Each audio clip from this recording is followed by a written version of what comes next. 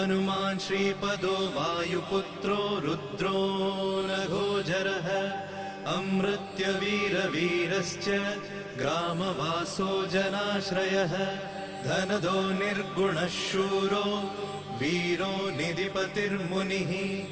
पिङ्गाक्षो वरदो वाग्मी सीताशोकविनाशकः शिवः शर्वत्परो व्यक्तो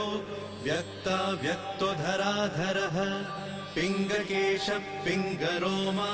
श्रुतिगम्यः सनातनः अनादिर्भगवान् देवो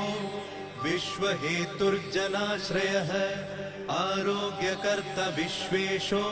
विश्वनाथो हरीश्वरः भर्गो रामो रामभक्तः कल्याणप्रकृतिस्थिरः विश्वम्भरो विश्वमूर्तिर्